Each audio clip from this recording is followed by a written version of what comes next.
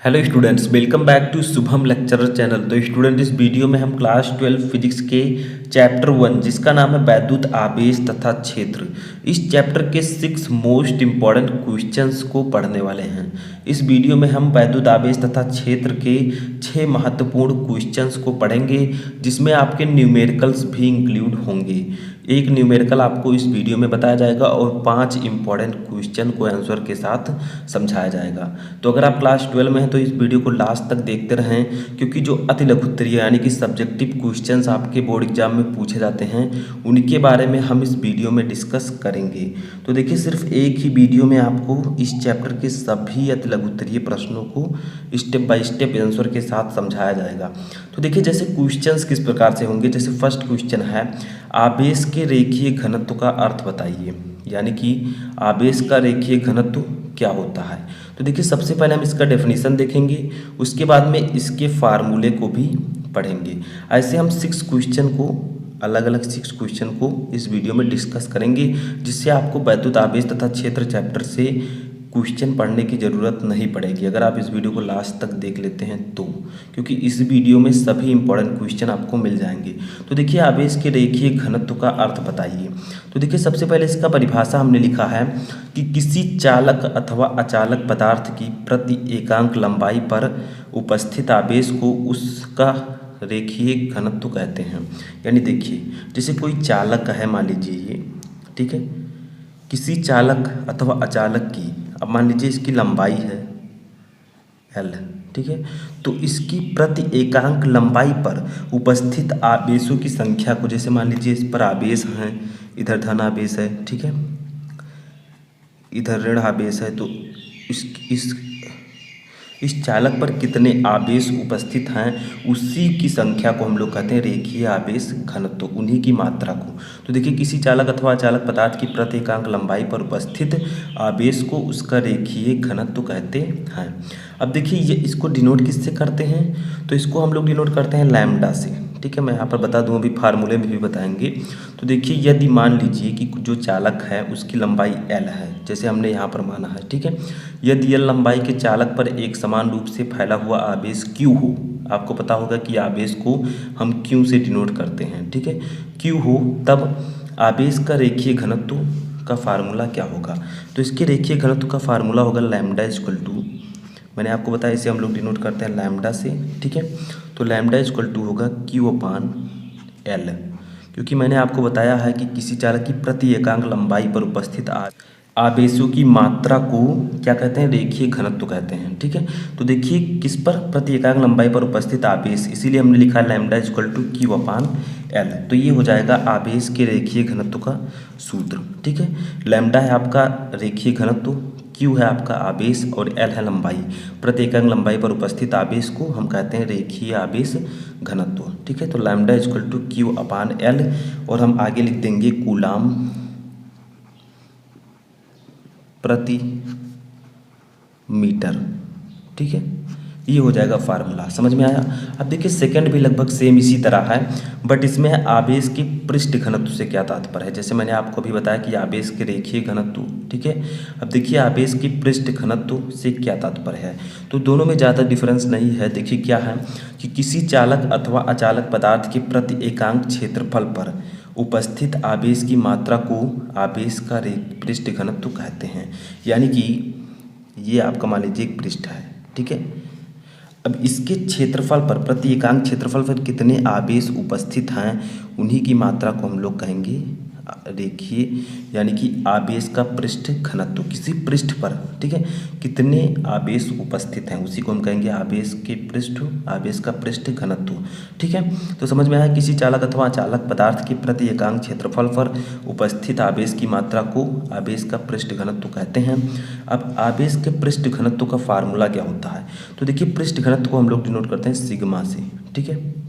वो था लैम्डा, यहाँ पर है सिग्मा, तो सिग्मा इक्वल टू होता है आपका Q/, वहाँ पर प्रति एकांक लंबाई था पर यहाँ पर क्षेत्रफल है तो A लिख देंगे, ठीक है, एरिया, तो Q/A, यानी कि सिग्मा इक्वल टू Q/A, इसका फार्मूला हो जाएगा।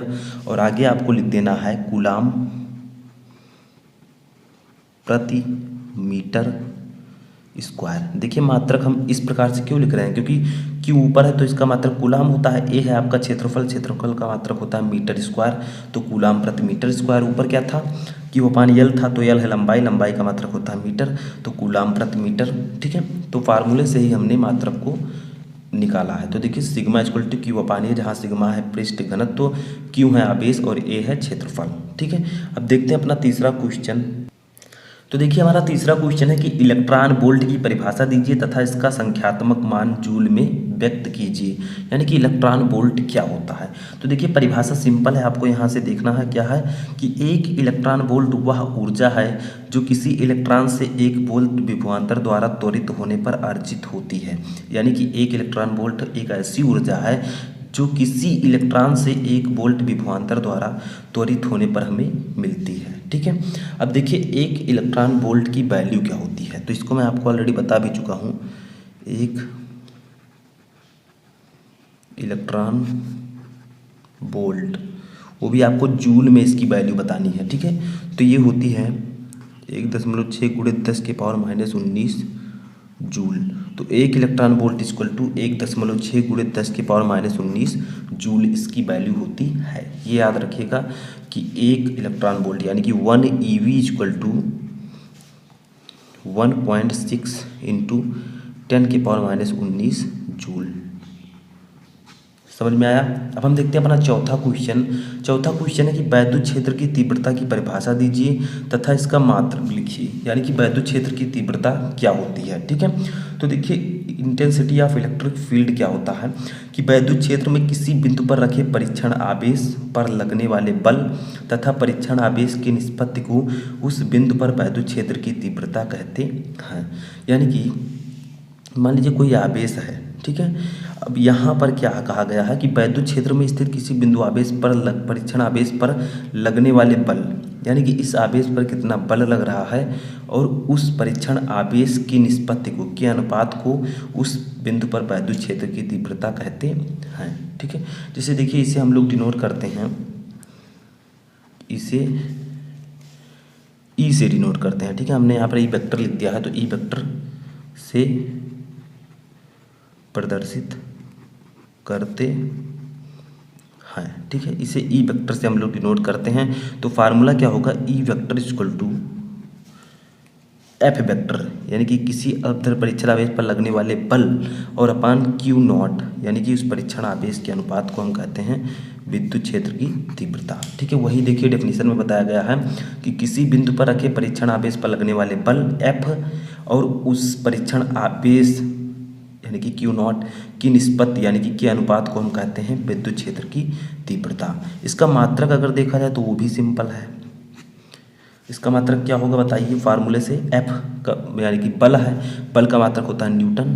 ठीक है, प्रति क्यू नॉट है आवेश, इसका मात्रक होता है कूलाम, तो न्यूटन प्रति कूलाम होगा विद्युत क्षेत्र की तीव्रता का मात्रक। ठीक है, तो ये आपका राइट आंसर हो जाएगा। अब पांचवा क्वेश्चन देखिए कि वैद्युत फ्लक्स तथा वैद्युत क्षेत्र की तीव्रता में संबंध लिखिए, यानी कि वैद्युत फ्लक्स और वैद्युत क्षेत्र की तीव्रता में क्या संबंध होता है। ठीक है, तो देखिए वैद्युत फ्लक्स और इसकी तीव्रता में जो संबंध होता है वो क्या होता है, वैद्युत फ्लक्स को हम लोग डिनोट करते हैं फाई से। ठीक है, फाई इक्वल टू होता है close integration E vector into D A vector. ठीक है, इसे हमें ब्लू पेन से लिखना है, तो ई vector into D A vector. ठीक है, ये होता है आपका फार्मूला, इन दोनों के बीच संबंध। समझ में आया। वैद्युत flux phi equal to close integration E vector into D A vector. अब देखिए यहाँ पर ई वेक्टर क्या है, ई वेक्टर, तो ई वेक्टर आपका है वैद्युत क्षेत्र की तीव्रता। ठीक है, ई वेक्टर आपका है वैद्युत क्षेत्र की तीव्रता, अभी मैंने आपको पहले भी बताया है। और डी ए वेक्टर आपका है क्षेत्रफल सदिश। तो समझ में आया कि वैद्युत फ्लक्स तथा वैद्युत क्षेत्र की तीव्रता में क्या संबंध होता है। तो वैद्युत flux phi equal to close integration E vector into D A vector, जहाँ ई है आपका वैद्युत क्षेत्र की तीव्रता और डी ए वेक्टर है क्षेत्रफल सदिश। ठीक है, अब हम आते हैं अपने लास्ट क्वेश्चन की ओर। तो देखिए हमारा लास्ट क्वेश्चन है कि एक माइक्रो कूलाम के दो बराबर एवं विपरीत प्रकार के आवेश 2 मिलीमीटर दूरी पर रखे हैं, इस विद्युत द्विध्रुव का द्विध्रुव आघूर्ण ज्ञात कीजिए। यानी कि दो बराबर परंतु विपरीत प्रकार के आवेश। ठीक है, जैसे देखिए ये है दो बिंदु, ठीक है, इस पर है धन आवेश, इस पर है ऋण आवेश, पर दोनों का मान क्या है, बराबर है, लेकिन उस पर जो आवेश है वो विपरीत है। जैसे देखिए क्या लिखा गया, एक माइक्रो कूलाम के दो बराबर एवं विपरीत प्रकार के आवेश 2 मिमी दूरी पर रखे हैं। तो जब दो बराबर और विपरीत प्रकार के आवेश एक दूसरे के यानी कि अलग अलग दूरी पर रखे हों तो वो वहाँ बनता है विद्युत द्विध्रुव। ठीक है, तो वहीं आपको विद्युत द्विध्रुव आघूर्ण ज्ञात करना है। तो सबसे पहले क्या दिया गया है हम उसे लिख लेते हैं। तो एक माइक्रो कूलाम जो है आवेश दिया गया है, तो Q इक्वल टू दिया गया है 1 माइक्रो कूलाम। इसे जब आप कूलाम में बदलेंगे तो हो जाएगा 1.0 गुणे 10 की पावर -6, माइक्रो है तो -6 होगा। ठीक है, अब देखिए क्या कहा गया है, कितनी दूरी पर रखे हैं एक दूसरे से, 2 मिलीमीटर, यानी कि L इक्वल टू 2 मिलीमीटर। ठीक है, इसको हम लोग मीटर में कन्वर्ट कर लेते हैं। तो मीटर में कन्वर्ट करेंगे तो 2 इंटू 10 के पावर -3 हो जाएगा। ठीक है, क्यों हो जाएगा, क्योंकि 2 को आपको 1000 में भाग देना है, तो 2/1000 को हम लिख देंगे 10 की पावर 3। तो जब 10 की पावर 3 को ऊपर लाएंगे तो 2 गुणे 10 की पावर -3। तो जब आपको मिलीमीटर से मीटर में बदलना हो तो /1, यानी कि ये मैंने वैसे बताया है, न्यूमेरिकल में नहीं है। ठीक है, बेसिक चीज़ें हैं। तो क्या होगा, मिलीमीटर को मीटर में बदलना हो तो उस अंक से आपको 1000 में भाग दे देना है। ठीक है, तो इतना आ गया। अब देखिए एक फार्मूला होता है, उसको आपको लगाना है विद्युत द्विध्रुव आघूर्ण का, जिसको हम लोग नोट करते हैं P से। ठीक है, तो P हमें निकालना है। तो देखिए इसका फार्मूला जो होता है वो होता है P इक्वल टू, यानी कि स्मॉल p रहेगा। ठीक है, small p equal to Q into 2L। ठीक है, Q इंटू 2L, ये विद्युत द्विध्रुव आघूर्ण का फार्मूला है। और विद्युत द्विध्रुव आघूर्ण को हम डिनोट करते हैं स्मॉल p से। अब देखिए वैल्यू को रख देते हैं यहाँ पर हम लोग, तो इक्वल टू Q कितना है, Q की वैल्यू है 1 गुणे 10 की पावर -6, तो 1, ठीक है, सॉरी यहाँ पर 1 गुणे 10 की पावर -6, अब गुणे 2 को ऐसे रहने देंगे, और 2L की वैल्यू कितनी है, 2 गुणे 10 की पावर -3, तो 2 गुणे 10 की पावर -3। ठीक है, अब देखिए आपका क्या आ जाएगा, 2 से 2 में गुणा हो जाएगा 4 गुणे 10 की पावर -6 और 10 की पावर -3। ठीक है, अब यहाँ पर आपको कुछ भी नहीं करना है, बहुत ही सिंपल है यहाँ से। तो देखिए आपका हो क्या जाएगा, यहाँ पर P की वैल्यू कितनी आ जाएगी, 4 गुणे 10 की पावर -6 है, -3 है, तो माइनस माइनस प्लस हो जाएगा, दोनों जुड़ जाएंगे लेकिन चिन्ह वही रहेगा। ठीक है, तो 6 3 9, यानी कि 10 की पावर -9। और जो P की आपकी P का जो मात्रक होगा वो होगा कूलाम मीटर।